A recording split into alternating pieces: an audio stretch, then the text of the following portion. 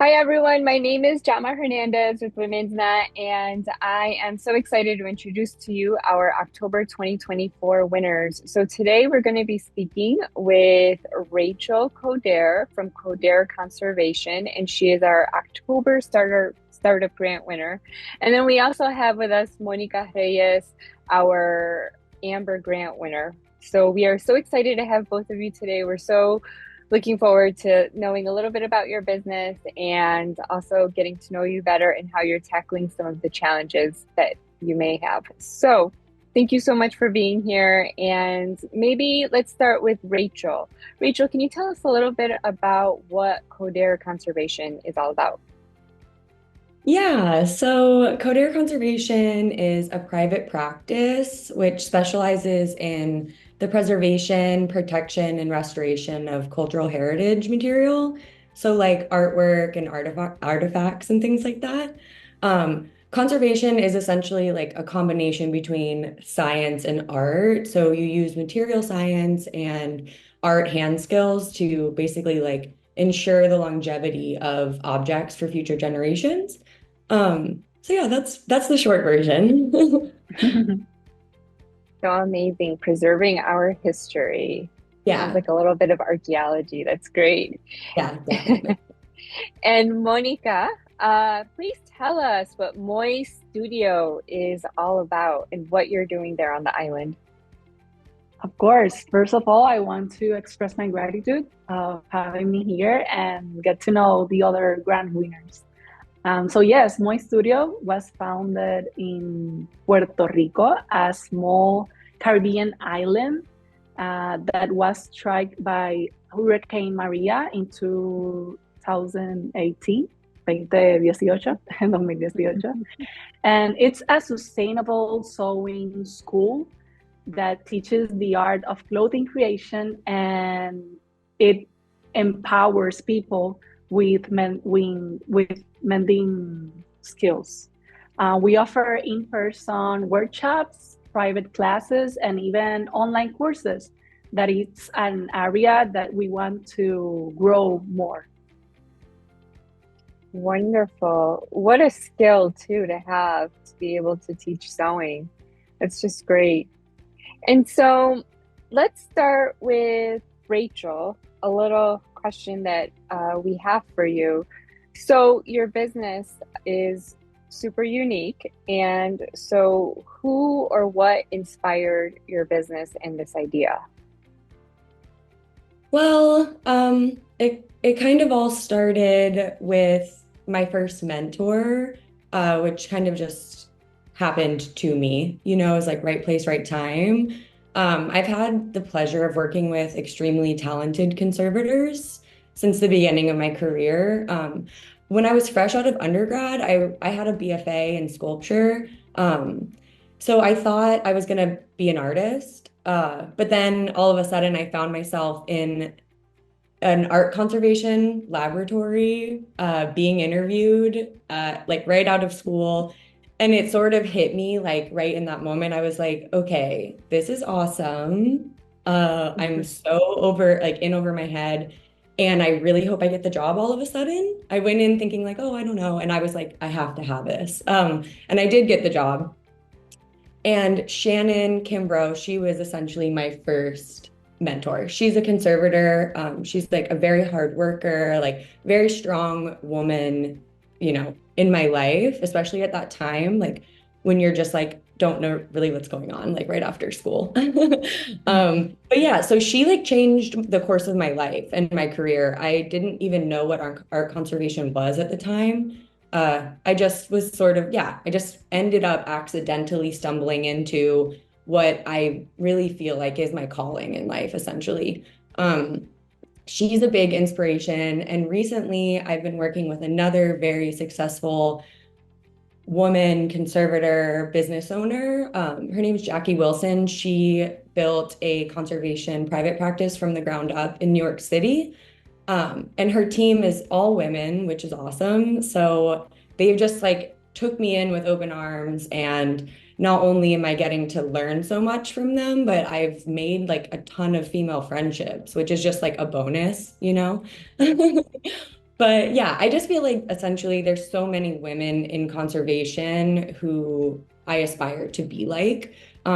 I see them like as the blueprint, essentially. And I want to provide for future generations what they're providing for me right now. Like without them, they're guiding me and I can call them and they help me and they, tell me that my invoice looks bad, like, things like that. So it's really, really helpful. So yeah, they're the inspo for sure. Amazing. It sounds like you're learning a lot of lessons even early on in your Yeah. startup, which are invaluable. Okay. So, Monica, speaking of lessons learned, you've been in business for a little while, and so you've probably learned a lot of lessons along the way. So, is there something that you can share with our viewers that you experienced that maybe you would have wished somebody would have told you instead of having to go through it? Well, yes, we have been 6 years and a half in business, so there's a lot of lessons. But one of the greatest lessons I've learned in this world of the entrepreneurship, and something that I truly wish someone had been completely honest with me about, is this: take your self-care seriously.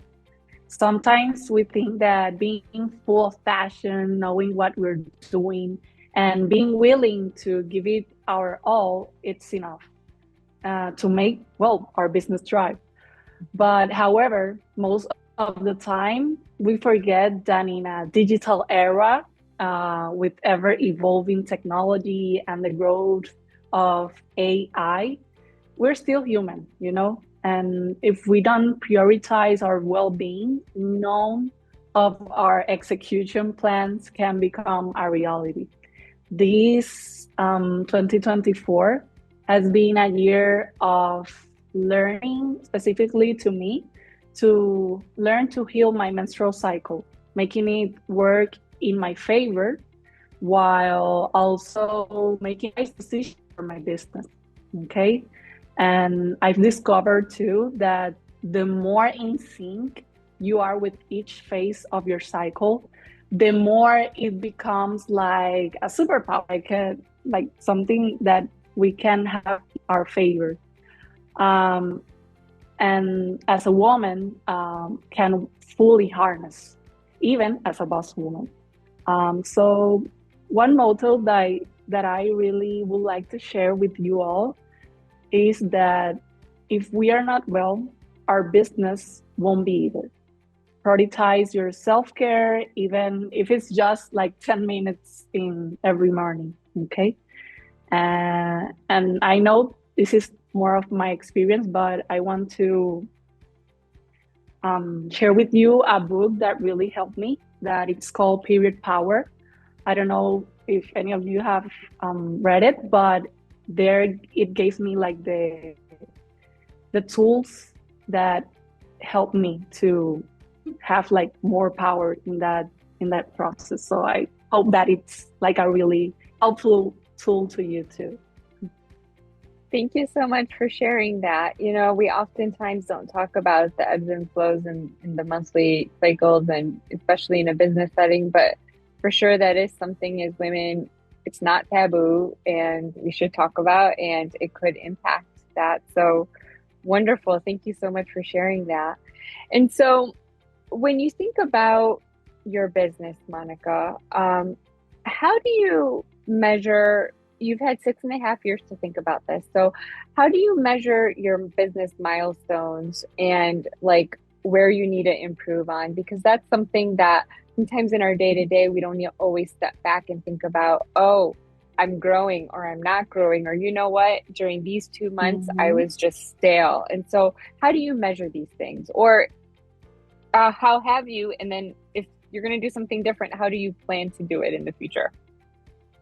Yeah, well, at first, I really didn't know what I was doing, like most of us in the beginning of a business. But each time I gave a workshop, I like have this enlightenment that the answers are already there. You are like socializing with your customer. So those same customers are the ones that are going to tell you what they're searching for, no? And I don't know, I know that you don't have to listen every time your client, but sometimes they're giving you the things that it's going to get, give you like to the next step. Like, for example, every time I finish a in-person workshop, I share with them like a form where they can evaluate my curriculum and give me like insights of the things they liked and the things that maybe I can get better at. So every, I don't know, 3 months of working like in my plan, I evaluate these forms, I review them. So I can write them down and compare it to my execution plan. And if there's something that they are like giving me like a heads up, a thumbs up, I like pay more attention to it. And so, yes, I have to say that sometimes we want to have business plans really neat and follow it step by step, but sometimes you have it there, you have your client, and sometimes they're telling you what's like the next step that you should take, and it's all there. So the forms at the end of each workshop, in the case of other business services or product, like, hey, how was my product, or how like a review or something can help you like to check those milestones if you have accomplished them, or add something that you didn't think about in your execution plan, and add it. But to close these like questions, something that I think that it has been my MVP tool since the beginning, even I don't know what I was doing. It's like an agenda, to have all the things that I want to do by week, by month, by I don't know, 6 months, 1 year, whatever. I have an agenda for each year, and it's something that gives me accountability of what I have done, what I am making, and where I want to go. So sometimes can be digital, but I'm really old school, so having it physically has helped me a lot. And doing the check marks, it's like a healing process for me too. Excellent. Excellent. So I absolutely love how you almost give out post-assessment evaluations, and then you pull from that data to help even structure and build. It sounds like the next few months and the next few months, and you write it out in your agenda. So that's a really wonderful way to be able to track how you're doing as a business owner. Just wonderful. And so now, Rachel, your again, business is a little unique. And so how do you measure, or will you plan to measure, your business growth and your milestones? Yeah, so I'm at the beginning stages, obviously, of the business, but even so far, like I feel a lot has happened. I mean, this has happened. It's like reassuring me that I'm on the right path. You know what I mean? This is a big deal to me. It's a milestone within itself to win a grant. Like it's crazy. Cool. Sort of like to answer the question, I guess, like I am a really goal-oriented person, and I think that sometimes can be a strength and a weakness. Like I put a lot of pressure on myself to succeed, and sometimes like when a milestone is happening, I don't even realize it because I'm like fixated on the next thing that I want to happen.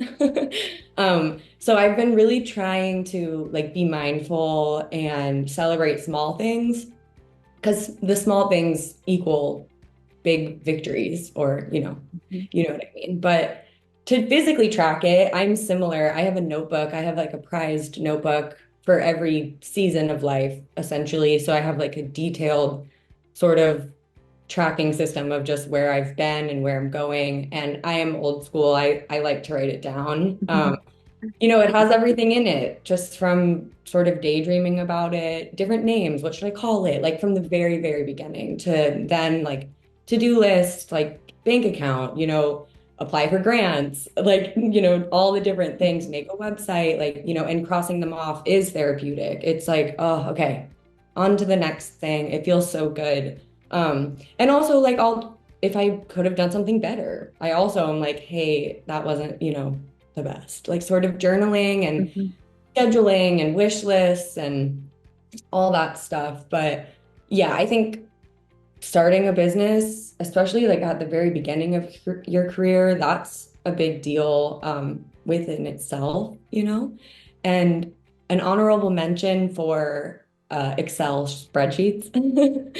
I've gotten really into color coding Excel spreadsheets. It's really like soothes some part of my type A brain.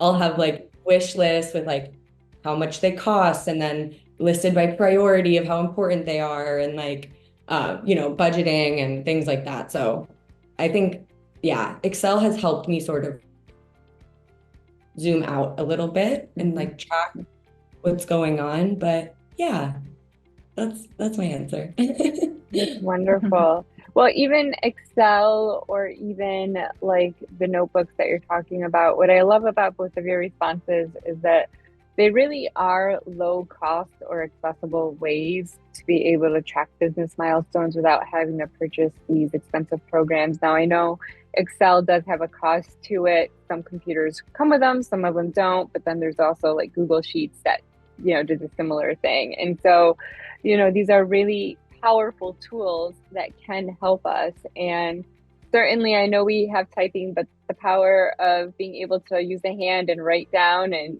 scratch off is also equally as functional. So wonderful. So we're so happy that you two took the time. I do want to end our conversation today with asking how we can find you, how our viewers can find you. And so, Monica, will you let us know how to find Moy Studio in Cost? That's MOY Studio. Yes. Our Sustainable Sewing School. You can find us in Instagram, Facebook,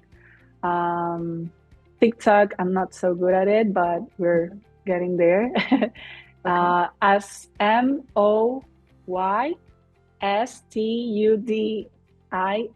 Moy Studio. You can add a PR like Puerto Rico. It's like small for Puerto Rico. And there you can find us. We offer in-person workshop if you're going to be in the island sometime, private classes and online courses. And we have more like projects coming up, so you can have the news through there. Wonderful. Thank you. And Rachel, with Coderre Conservation, how does somebody find you? Well, I have a website. It's pretty, basic landing page, but it's a way to get in contact with me for sure. It's coderreconservation.com. So just my last name, conservation. And then I'm on Instagram as well, so you can find me there. And I think that's about it for now. Okay, wonderful. Well, thank you two so much, and congratulations again. Thank you. Thank you.